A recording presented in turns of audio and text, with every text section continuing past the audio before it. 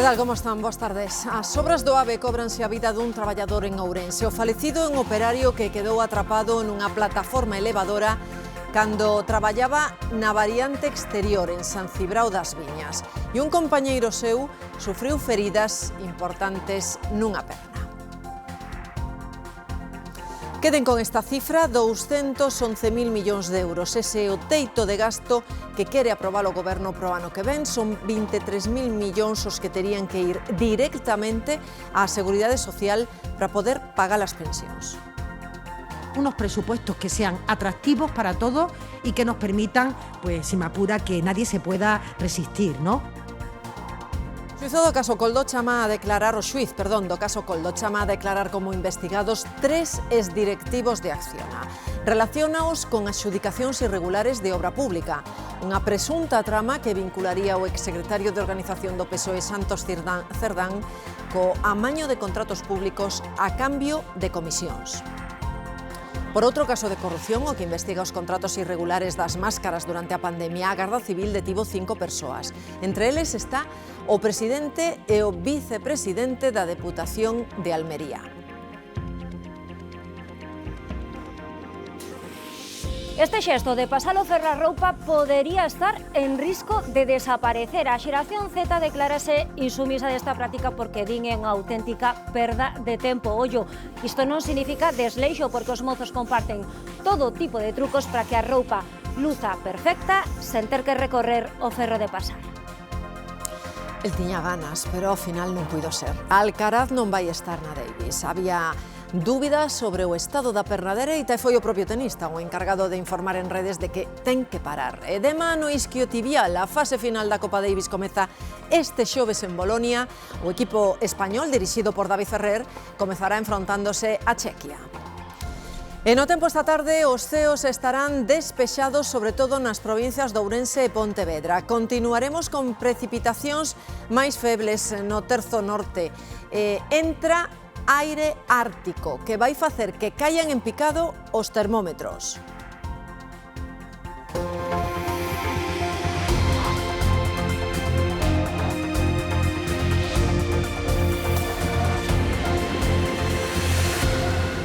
O vindeiro xoves é clave para o Goberno. O Congreso decidirá se avala o teito de gasto e a senda de estabilidade, o primeiro filtro dos presupostos xerais. O Executivo aprobounos esta mañá, pero agora toca buscar apoios. María Cheda.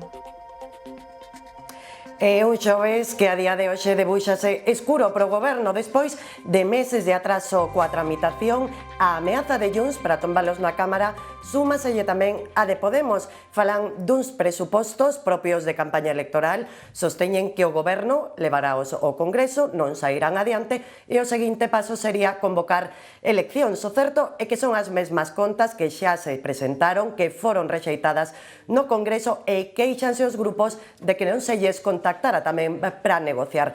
Por certo, admite Facenda que o vindeiro ano terá que transferir máis de 23.000 millóns de euros á Seguridade Social para facer fronte ás pensións. O Goberno eleva o teito de gasto pro ano que ven un 8,5%, acadando unha cifra histórica, máis de 216.000 millóns. Inclúese aí unha transferencia de case 23.000 millóns de euros á Seguridade Social para pagar as pensións. Este é o primeiro paso para uns presupostos que a ministra define así. Van a ser expansivo y responsable. Apela aos partidos do Congreso para que voten a favor da senda de estabilidade, pero aínda que caia, o Goberno insiste en que seguirá adiante. Unos presupuestos que sean atractivos para todos y que nos permitan, pues si me apura, que nadie se pueda resistir, ¿no? O socio da coalición xa comezou a negociar. Sumar pide que as multinacionais tecnolóxicas tributen o 15%. Entendemos que esta tasa Trump tiene que estar entre esas medidas. O resto de socios habituais ten a mosca detrás da orella porque aínda non os chamaron e xa teñen que votar a semana que ven. No sé si el Gobierno va sobrado de apoyos en los presupuestos generales del Estado. E por iso Podemos xa desconfía. Estos no son unos presupuestos de verdad, son unos presupuestos de campaña electoral. Tamén o PP cree que o Goberno non ten intención real de sacar adiante uns presupostos. Marear la perdiz, porque realmente no tiene apoyos para sacar esos presupuestos en esta Cámara, como no los ha tenido en los últimos 3 años, ¿no? E volven pedir aos populares que se adianten as eleccións xerais. O acordo entre PP e Vox para investir un novo presidente da Generalitat de Valencia está case pechado. O aspirante a presidir o goberno, Juan Francisco Pérez Llorca, vai presentar nas próximas horas a súa candidatura. E Carlos Mazón, entre tanto, deixa a presidencia do PP na comunidade. Nas próximas horas remata o prazo para presentar candidaturas á presidencia da Generalitat e Juan Francisco Pérez Llorca é o nome que o Partido Popular puxo sobre a mesa como sucesor de Carlos Mazón, quen tamén deixará a presidencia dos populares valencianos. Me notificó que entendía que tenía que dejar la presidencia del partido y yo estoy de acuerdo. Y por tanto, en las próximas semanas, espero que una vez finalice la investidura del nuevo presidente de la Generalitat, hagamos el relevo adecuado en el partido. Unha investidura que vai depender do avance nas conversas que manteñen Partido Popular e Vox. Ese acuerdo pues tendrá que beneficiar única y exclusivamente a los valencianos, que es de lo que se trata, y de evitar pues que caigan en manos de un gobierno que durante los peores momentos demostró que estaba dispuesto a dejarles morir únicamente con el objetivo de sacar rédito político. A todos aquellos que estamos de acuerdo en que lo prioritario en la Comunidad Valenciana es que continúe la reconstrucción, que lo prioritario es que el dinero siga llegando a los empresarios, a las familias, a todos que han perdido todo, que todos aquellos que consideramos prioritario que es necesario que la Comunidad Valenciana tenga estabilidad y un futuro. Seremos capaces de ponernos de acuerdo. Estoy convencida. De pecharse o acordo, a investidura podería producirse esta mesma semana. O caso Coldo segue medrando. O xuíz chama a declarar como investigados 3 exdirectivos da constructora Acciona. Faino tras os rexistros desta mesma semana ás sedes da empresa en Madrid e en Bilbao. O xuíz levanta ademais o segredo das últimas investigacións que afectan tamén o exsecretario do Partido Socialista, Santos Cerdán. E estamos pendentes tamén dos rexistros hoxe na Deputación de Almería por un caso de cobro de comisións ilegais na compra de máscaras. A UCO registrou varios domicilios e tamén a sede da Diputación de Almería. A orixe do caso é un dos contratos realizados durante a pandemia para a compra de máscaras. Hicimos varios contratos de emergencia. Fernando Jiménez, vicepresidente da Diputación, quen compareceu no seu día no Senado, é un dos detidos xunto ao presidente Javier Aureliano García. Conozco exactamente cuál es la causa, la instrucción, cuál ha motivado, digamos, esa situación. Dende o Partido Popular din estar á espera de información. Lo que sí le puedo asegurar es que yo no voy a salir aquí a decir que la UCA son fachas con toga, como haría Pachi López. Y luego vienen aquí a darnos lecciones permanentemente. Ahí tienen el último caso, Almería. Xunto ao presidente e vicepresidente da Diputación, a Garda Civil tamén detivo o alcalde da localidade elmeriense de Fines. A investigación pretende aclarar o posible cobro de comisións ilegais tras a adxudicación dun contrato de material sanitario por valor de 2 millóns de euros. Aquí en Galicia hai polémica despois de que o Ministerio de Facenda informara de que os que recibiron axudas polos incendios do verán van ter que pagar impostos por elas. A vaga de incendios deste verán en Galicia queimou case 200 casas, pero tamén arrasou cultivos e explotacións gandeiras. Para a reconstrución, os propietarios poden acceder a distintos tipos de axudas, pero algunhas destas subvencións teñen letra pequena. A Xunta denuncia que o Goberno Central obrigará a tributar por elas. No IRPF ou nos impostos que se sea necesario, non? Para o PP trátase dunha decisión ilóxica. Non parece moi razonable que as axudas que reciban para ese fin teñan que verse sometida á voracidade recadatoria de ningún goberno. Os populares avanzan que Galicia deixará libres de impostos estas axudas e o BNG coincide en que o Estado ten marxe de mellora nas subvencións para os afectados. Hai que garantir que as persoas que van ter algunha axuda para a reconstrucción ou que tiveron que facer operacións económicas derivadas desa situación non se vexan afectados e afectadas na tramitación de rentas futuras. Os medios que participaron na loita contra os incendios recibiron este martes na Coruña unha homenaxe que estivo presidida polo delegado do Goberno. O presidente de Ucraína, Volodymyr Zelensky, está hoxe en España. A esta hora reúnese co rei no Pazo da Zarzuela. Antes visitaba as instalacións da empresa Indra e alí mantivo un encontro con representantes da industria de defensa española. A primeira hora da mañá visitaba o Congreso dos Deputados. Alí recibiuno a presidenta da Cámara, Francina Armengol, e tamén o presidente do Senado, Pedro Rollán. Zelensky saudou os membros das comisións de defensa presididas polos galegos Francisco Conde e José Manuel Rei Varela.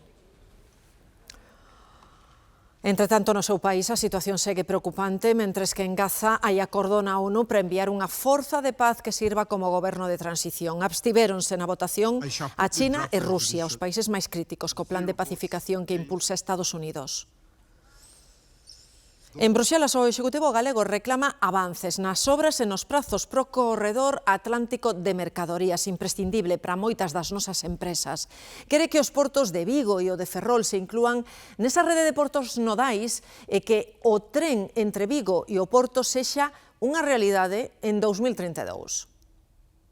Non estamos a pedir que se relegue ningún tipo de conexión, pero sí estamos a pedir ao Goberno de España e tamén que a Unión Europea tome nota de que para Portugal e para unha parte de España é tan necesaria esa conexión de Portugal con Vigo, co eixo atlántico, como a conexión pode ser entre as dúas capitales, Lisboa e Madrid. Por lo tanto, queremos poñer de manifesto esa necesidade. A batalla contra o tabaco é tamén cuestión de cartos. É seguro que os fumadores volveron notar esta semana unha suba dos prezos. Cada vez o tabaco é máis caro, a día de hoxe hai marcas que custan entre 5 e 7 euros. As subas nas últimas décadas, 1990. Ainda había pesetas, pero ao cambio un paquete custaba de media 65 céntimos de euro. No inicio desta década subiu ata os 2,50 euros. En 2015 estábamos en case 4,5 euros e agora, como lles dicía, entre 5 e 7. Con esta suba trátase de que haxa cada vez menos fumadores. Noutros países incluso agochan ao público os paquetes de tabaco. É o caso de Bélxica, María. Pois sí, aquí en Bélxica o tabaco xa non pode exhibirse e tampouco existen os estancos como tal, como os que estamos acostumados a ver en Galicia, senón que véndese en tendas 24 horas como esta que ven xusto detrás de min, iso sí, sempre detrás de cortinas ou vitrinas opacas, unha norma que leva en vigor dende o pasado mes de abril e que tamén afecta aos puros e aos pitillos electrónicos. O obxectivo é reducir o consumo entre os máis mozos. Medidas semellantes xa existen noutros países como en Noruega, Irlanda ou o Reino Unido. E, por certo, aquí en Bélxica tamén subiu o prezo dos cigarrillos. Hoxe un paquete custa de media máis de 9 euros. E segue a negociación entre a Xunta e os sindicatos da Sanidade sobre o plan para mellorar a atención primaria. Estas son concentracións de hoxe diante dos ambulatorios. Os representantes dos traballadores piden que se creen máis prazas, piden cambios tamén no cómputo da xornada e tamén melloras no salario. Estamos preparados nas cidades para convivir. As bicicletas, os peóns e o transporte público. Onte, un usuario dos autobuses aquí en Vigo, nesta mesma parada, foi atropelado por un monopatín xusto ao cruzar este carril bici. O seu estado é grave, tivo que ser trasladado ao hospital nuns minutos. Todos os detalles. Un coche eléctrico coa tecnoloxía máis punteira converteuse nunha trampa mortal para o seu condutor. Ocorreu na China. Tivo un accidente, o coche comeza a arder e, ollo, as portas electrónicas quedan bloqueadas. Así que ese conductor quedou aí, atrapado entre as lapas. Morreu calcinado. Ata 4 persoas intentaron sen éxito forzar as portas e romper as fiestras deste vehículo da marca chinesa Xiaomi. O que non deixa vítimas nin feridos, aínda que parece un milagre, este accidente de avión no Congo. Cando ia tomar terra, o aparello esnazouse con violencia e acabou envolto en lapas. No avión ían o ministro de Minas e unha delegación. Viaxaban a unha zona mineira onde un accidente deixara dúcias de falecidos. En Italia, os bombeiros recuperaron o cadáver da muller que quedou sepultada na súa casa por un corremento de terras. Todo pasou no nordeste do país. Pouco antes atoparan outra vítima, un home de 32 anos. Javier Romero.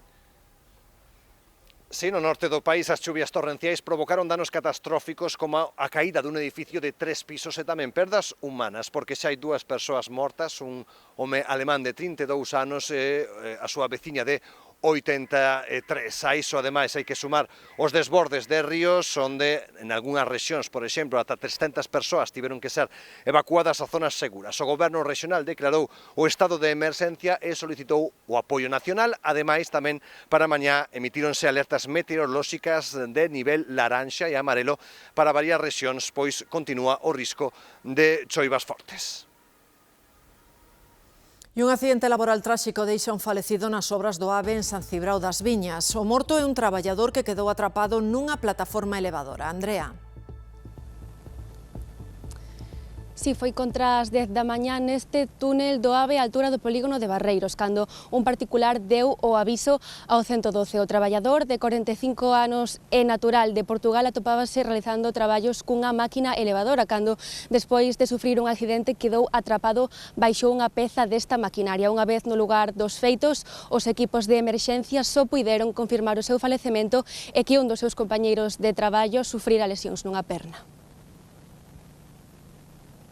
E en Vigo, un atropelo cun patinete eléctrico deixou un ferido grave. Levarono por diante xusto cando baixaba do autobús no centro da cidade. Demetrio. Sí, foi onte ao redor das 2 da tarde, unha situación complicada que veñen denunciando os usuarios dos autobuses, os veciños desta zona. Estamos na avenida das Camelias precisamente pola falta de respeto de algúns usuarios desas bicicletas e deses monospatíns, xa que teñen que ceder o paso aos viaxeiros cando baixan dos autobuses, pero tamén os usuarios dos monospatíns e das bicicletas se queixan dos peóns que non respetan tamén ese ceda el paso. Unha situación, como decíamos, que onte provocaba ese accidente, un ferido grave que tivo que ser trasladado ao hospital. Foi atropelado cando baixaba do autobús. Nesta parada da avenida das Camelias foi o accidente. O home que baixaba do autobús foi atropelado polo patinete que, segundo a policía, non freou, malia que hai un semáforo en ámbar. O home quedou tirado no chan, presenta un traumatismo e está ingresado no Cunqueiro en estado grave. El chico vino, el señor bajó, no vio y hubo un choque frontal que hubo, claro. Os veciños desta zona e os usuarios do bus piden máis medidas, xa que teñen medo cada vez que teñen que cruzar o carril bici ou baixar do autobús. Al ver que está la parada del autobús deberían de venir con más precaución, porque yo no es la primera vez que bajo y me tengo que echar para atrás. Siempre miro para los dos lados, porque pasan rápido y no paran a veces. Porque a veces vas a cruzar y no ves, la luz no está en tiempo y los patinetes te arrollan.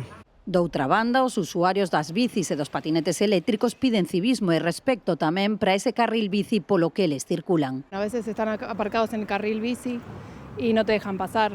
Y encima le dices algo y se enfadan. Encuentras camiones descargando en carriles bici, gente caminando por el carril bici, le llamas la atención y se te rebotan aún encima. A Policía Local investiga as causas do accidente. O condutor do patinete eléctrico, veciño de Vigo de 34 anos, deu negativo na proba de alcolemia e positivo en drogas.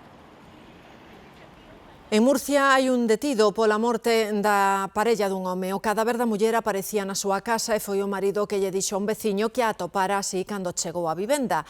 A policía non cree esta versión, e máis, cree que foi el quen a matou. Contaba con numerosos antecedentes por malos tratos dende o ano 2007. Aquí en Galicia, a conselleira de Política Social reafirmou no Parlamento o compromiso do seu goberno na loita contra a violencia de xénero e a prol da igualdade. Fabiola García anuncia a posta en marcha de 4 novos centros de información á muller móviles, unha ampliación da rede para acoller as vítimas. No vindeiro ano 2026 poremos en marcha un novo recurso especializado en Galicia. Abriremos unha casa de acollida en Santiago de Compostela destinada a mulleres vítimas que presenten problemas de adiccións, da man da entidade Proxecto Home. O Popular fai 5 propostas para poder protexer os menores dos riscos da internet. Entre outras medidas, aboga por facer obrigatorios os descansos de pantalla.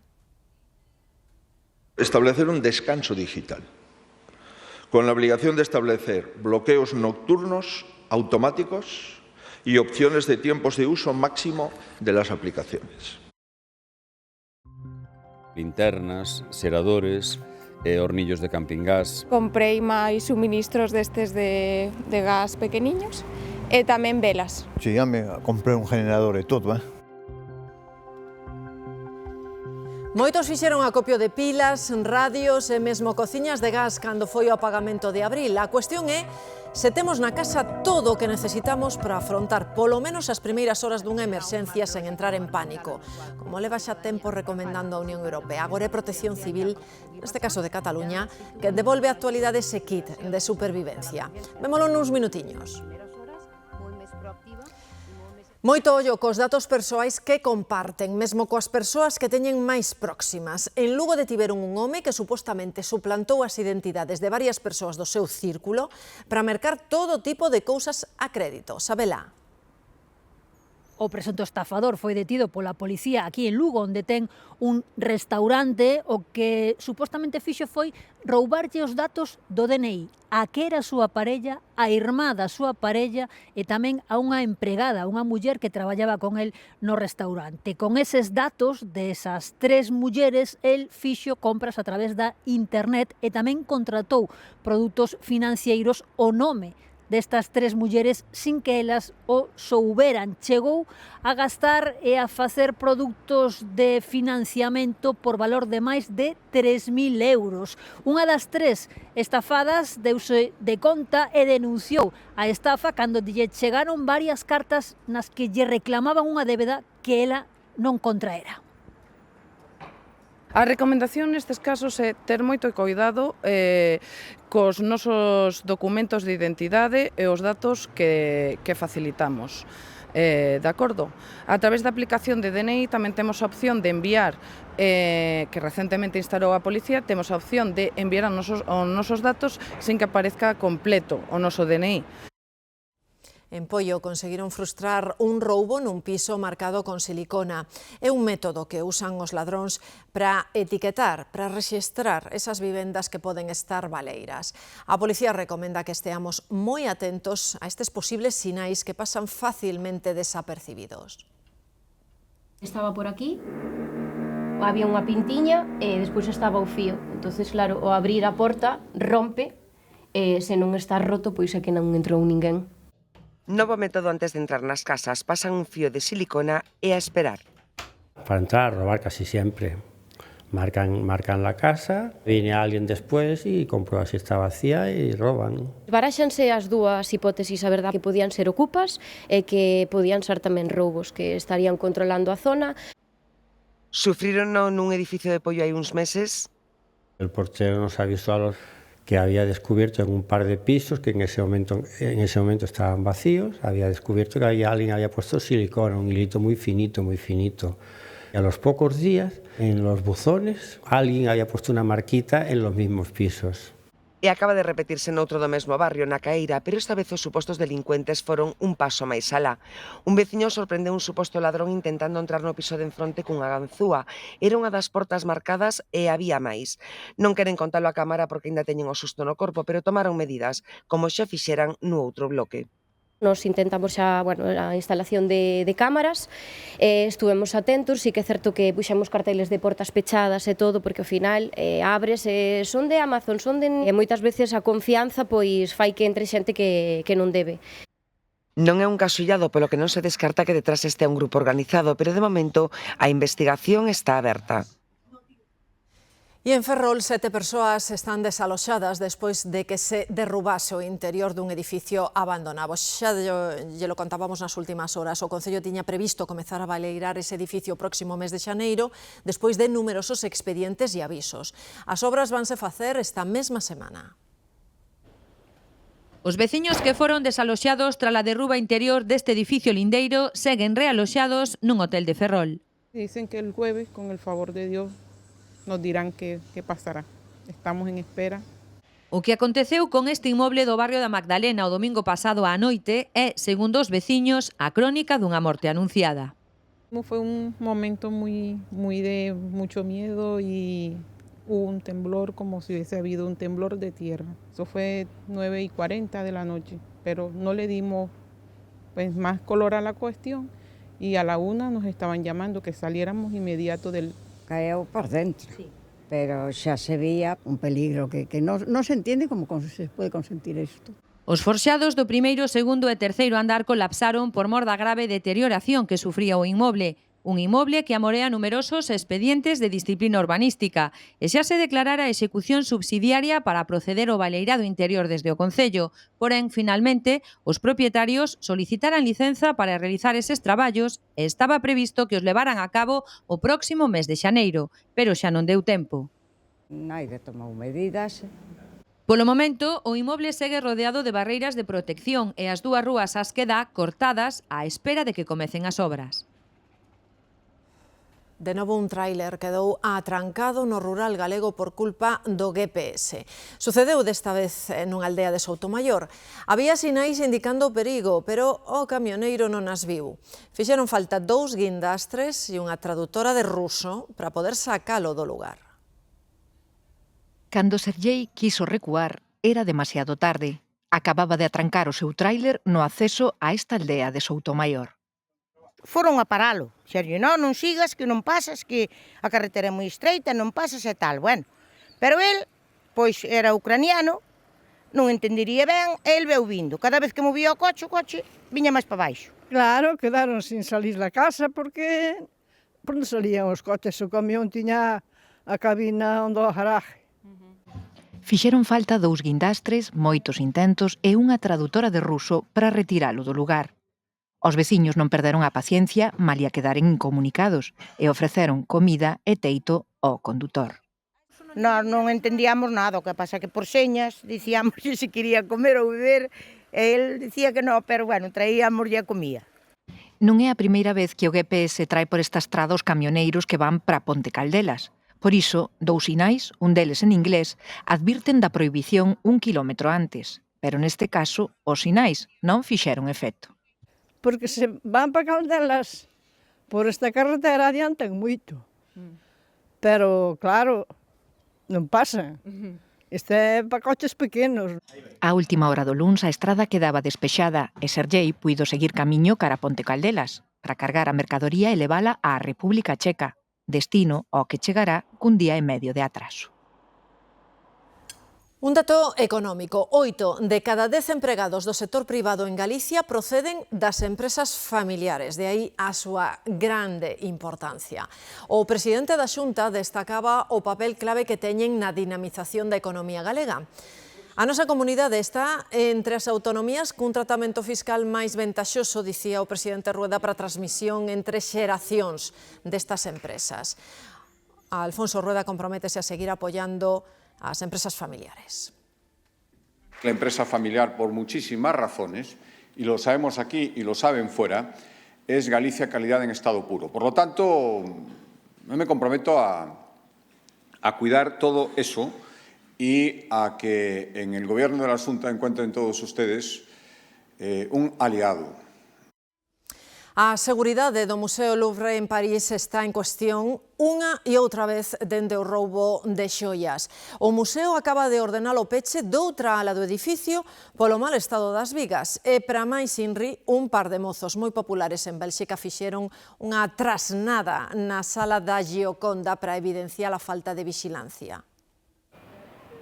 O 19 de outubro, o Museo do Louvre acaparaba todos os titulares por un roubo de película. Case un mes despois, as famosas xoias da Coroa de Francia seguen sen aparecer e a seguridade da Gran Pinacoteca mantense como un asunto candente no país. A Galería das Xoias foi pechada ao público tras o roubo e agora pechan tamén outra ala emblemática do museo pola fragilidade das vigas. Por se isto fora pouco, a vixilancia do museo volve estar en cuestión tras a acción de 2 tiktokers belgas. Nick e Sen, 2 mozos coñecidos nas redes sociais do seu país polas trasnadas que fan, lograron burlar a seguridade do museo.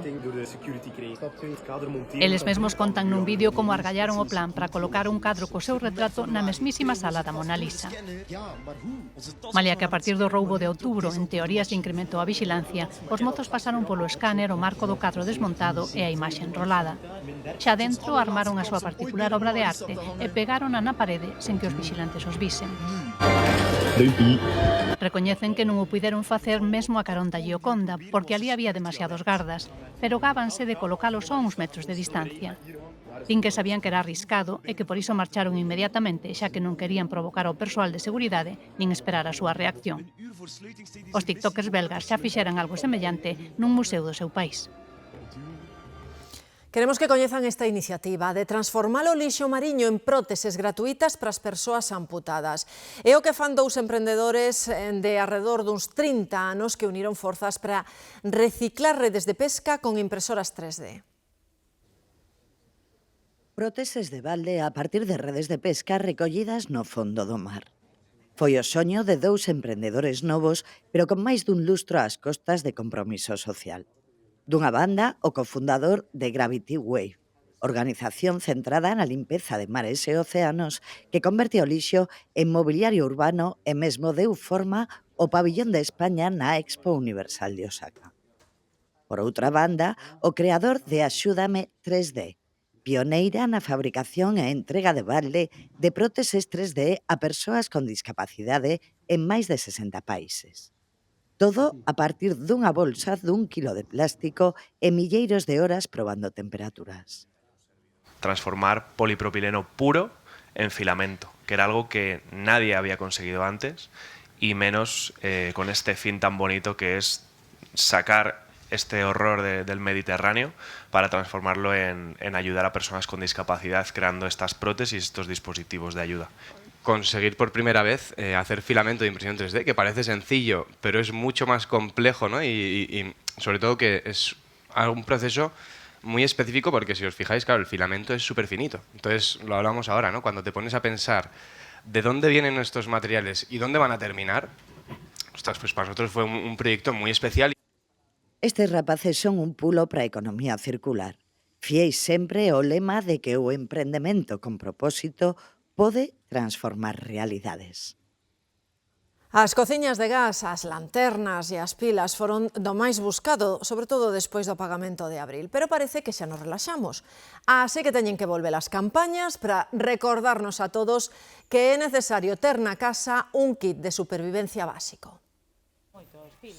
Lanterna, candeas ou radio a pilas eran equipamento habitual en calquera casa, pero agora... A mellora da rede eléctrica, pois a xente un pouco perdeu ese hábito de ter xa un kit, que non lle chamaban kit, pero cousas na casa que sabían que podían ser necesarias. E sería interesante recuperalas, así o promove a Unión Europea dende que comezou a guerra en Ucraína e agora servizos de protección civil como o de Cataluña tamén volven á carga. Convén ter un kit básico preparado para resistir 72 horas. E que tería que ter?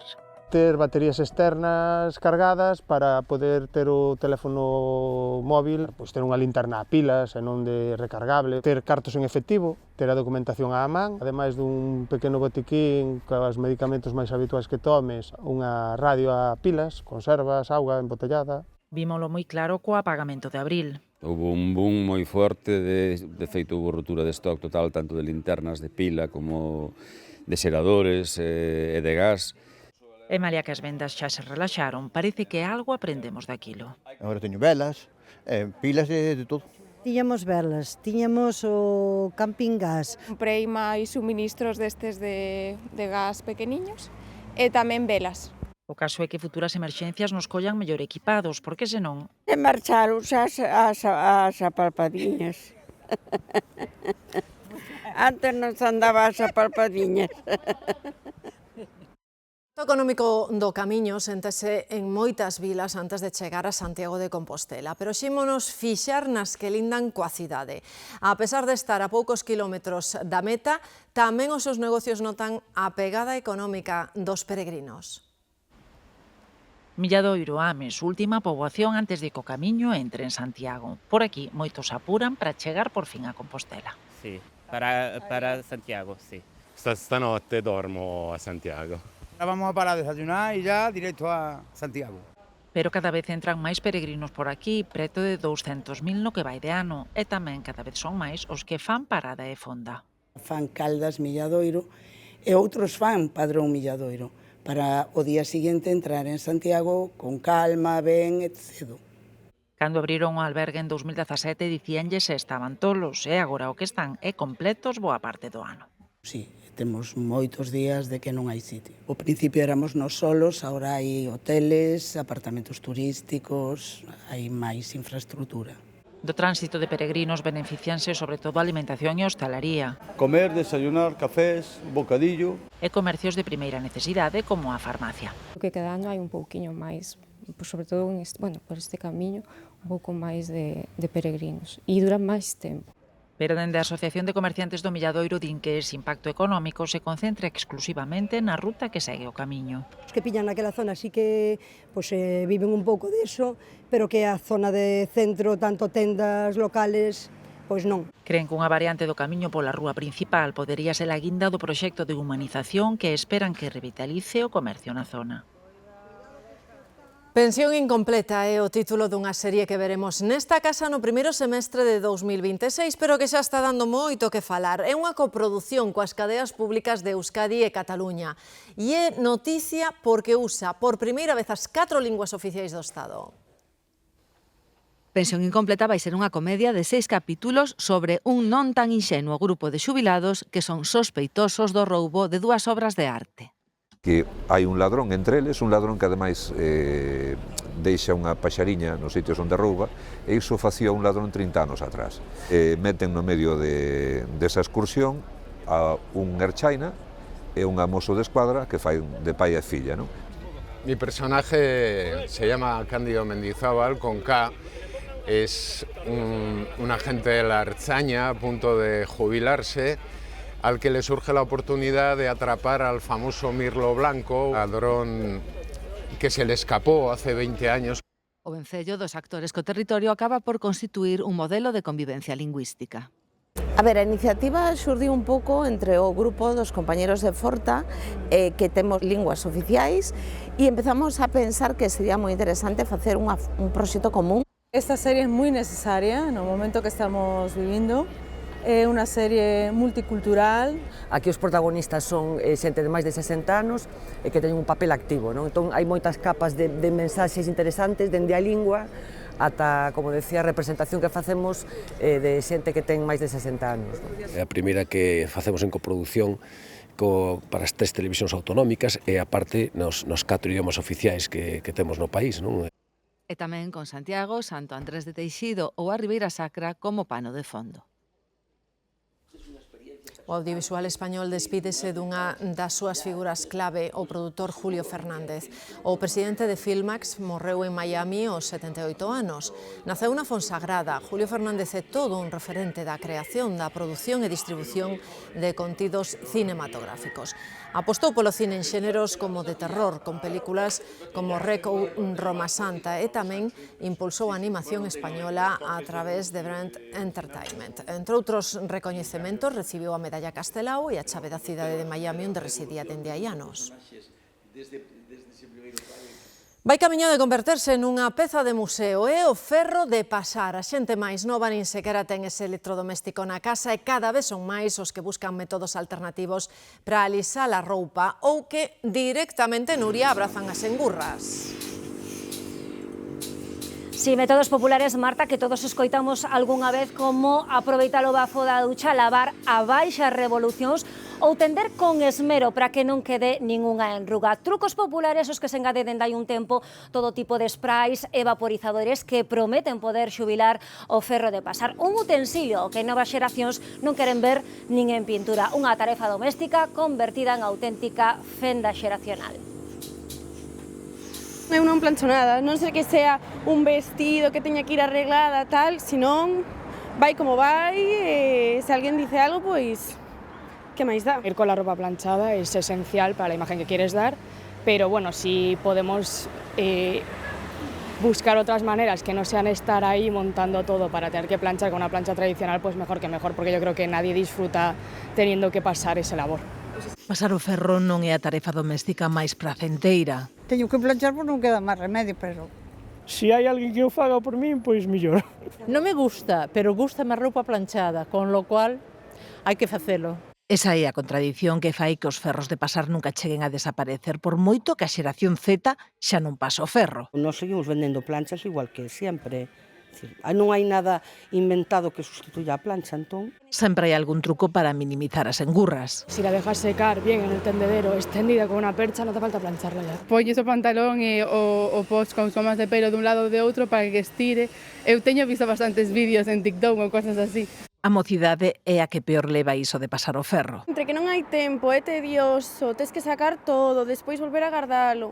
Al final dis, bueno, isto é algo secundario, non vou facelo. Non lles gusta, pero tampouco queren sair mal axeitados. Planchado da casa saben porque yo fai súa nai, claro. Agradezco ter a roupa ben preparada para sair á rúa ben posta e ben vestida.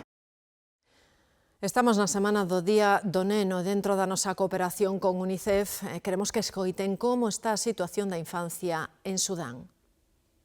En Sudán, los niños y niñas llevan más de 2 años y medio en medio de un conflicto devastador y además con una situación de crisis nutricional, incluso en algunas zonas de hambruna, y con brotes de enfermedades como el cólera o el sarampión, porque todo el país está colapsado, no hay servicios de salud y vemos prácticamente 30 millones de personas necesitan ayuda humanitaria, de los cuales más de la mitad son niños y niñas. Estamos atendiendo a los niños y niñas llevando agua potable, llevando vacunas, haciendo seguimiento de su estado nutricional y proporcionándoles tratamiento. Esta madrugada, en Piedrafita, as temperaturas xa estiveron a 0 graus. Na vindeira, pois chegarán as primeiras xeadas e despois, pois descenso da cota de neve. Esta estampa que nos chega en directo coa nosa cámara web aparecerá con folerpas nos vindeiros días. O iso é o que di a previsión. No Grove, temperaturas máximas hoxe de 17 graus, mañá serán 15. E o descenso das temperaturas pola mañá a se notar en toda a comunidade porque entra esa masa de frío ártico. Ese é o titular do que lles falaremos nos minutos agora desta tarde falolles dunha tarde luminosa na que as temperaturas máximas si descenden, pero aínda así Pontevedra chegando eses 18 graus 15 na Coruña. Temos ese nordés que nos acompaña e, como lles digo, esas liñas de inestabilidade que chegarán enganchadas a esa circulación do norte e moito frío nas vindeiras horas. O tempo de inverno adiantouse tamén no Xapón e deixanos estas imaxes fermosas e inusuais do Monte Fuji, un dos lugares máis turísticos do país. As follas vermellas conviven coas primeiras neves que tinguiron de branco o cumio e tamén coa néboa. Unha paisaxe tan efémera como espectacular.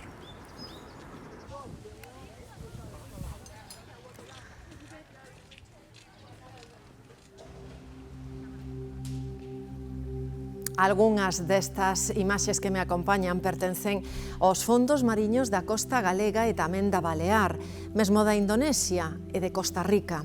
Son algunhas das paisaxes subacuáticas que se poden ver na Semana do Cine Submarino de Vigo, que se está a desenvolver estes días. Unha veterana cita con todos aqueles que están por conservar a biodiversidade do planeta e que fai xa 33 anos. Entre peixes, arrecifes e algas, rematamos do máis 100. Pasen boa tarde, ata mañá.